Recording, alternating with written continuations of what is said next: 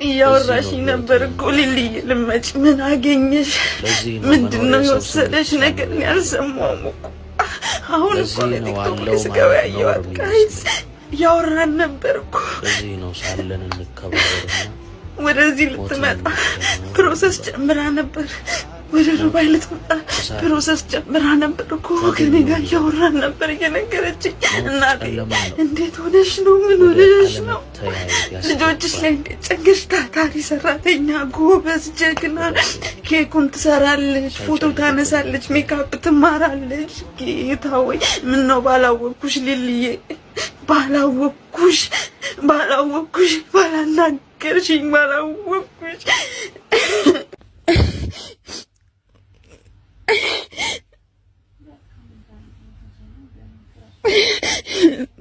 ሰላም እንዴት ነሽ? ደህና ነሽ? እናቴ ምን ነው ጠፋሽ እኮ አሳሰብሽኝ። ቲክቶክ ላይም እያየሁሽ አይደለም። ስራ በዝቶብሽ ነው ምንድነው? እኔ ጉዳይ ሳይሆን እንዲሁ መጥፋትሽ ምን ሆነሽ ነው ብዬ አስቤ ነው። እንዴት ነሽ? ሰላም ነሽ ወይ? አዳምሽ እግዚአብሔር ይመስገን አለው ሊሊ ምን ሆነሽ ነው? ያወራን ነበር እኮ ምን አጋጠመሽ? እኔ እኮ አልሰማሁም እናቴ። እንዴት ጨከንሽ በልጆችሽ?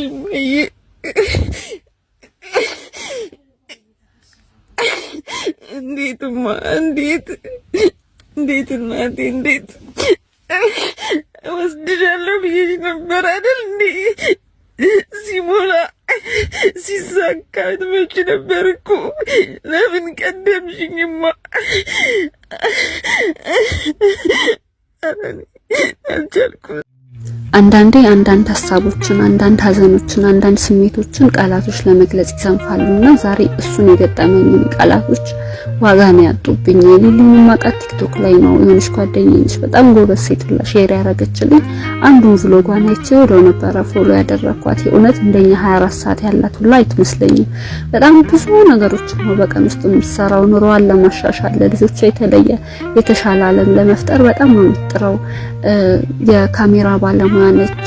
ኬክ ትሰራለች፣ ጸጉር ቤት ትሰራለች። በቃ ህይወቷን ለማሻሻል መሄድ ያለባትን ርቀት ሁሉ የምትሄድ በጣም ጎበዝ ጠንካራ ጀግና የሆነች ሴት ነችና እንደውም የሆነ ቪዲዮ ላይ አይቻለሁ ኬክ ጋግራ ፍሪጅ ስለሌላት በሞተር ነው ማታ በምሽት በጨለማ የምትሄድና እናቷ ቤት ኬኩን የምታስቀምጥ የነበረውና ይሄንን አይታ ቬሮኒካ ዳነ ከሚዲያ ጋር በመተባበር ፍሪጅ ሸልሟት ነበር። በቅርቡ አዲስ አበባ ነበረች።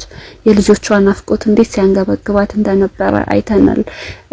ለመለወጥ የሜካፕ ክላስ ወስዳ በቃ በጣም ለኬኮቿ የሚያግዟት አዳዲስ እቃዎችን ኬክ ለመስራት የሚያግዟትን እቃዎች ገዝታ በአዲስ ጉጉት በአዲስ ኤነርጂ ነበረ ወደ ሀገሯ የተመለሰችውና እሑድ ቀን ራሱ ለአባቷ መልካም የአባቶች ቀን የሚል ኬክ ጋግራ ሰርፕራይዝ አርጋ ነበረ። ብቻ ምን አለፋችሁ ህይወትን በጣም እየታገለች ያለች እና ደግሞ እየተሳካላት ያለ ሰው ያወቃት ያለ አዲስ አበባን በመጣሽ ጊዜ የተወሰኑ ማስታወቂያዎችን ሰርታለች።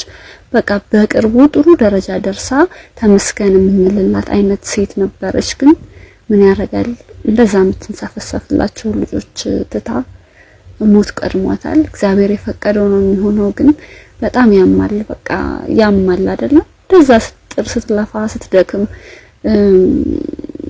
ብቻ ከእግዚአብሔር ጋር መጣላት ምንም አይሰራም። በጣም ነው አንጀቴን የበላችሁ። ውሸት በሆነ ብዬ ነው በጣም የተመኘሁት። እግዚአብሔር ነፍስሽን ይማርልሽ ሊሊ። ወዳጆቿ፣ አድናቂዎቿ፣ ፎሎወሮቿ መጽናናቱን እመኛለሁ።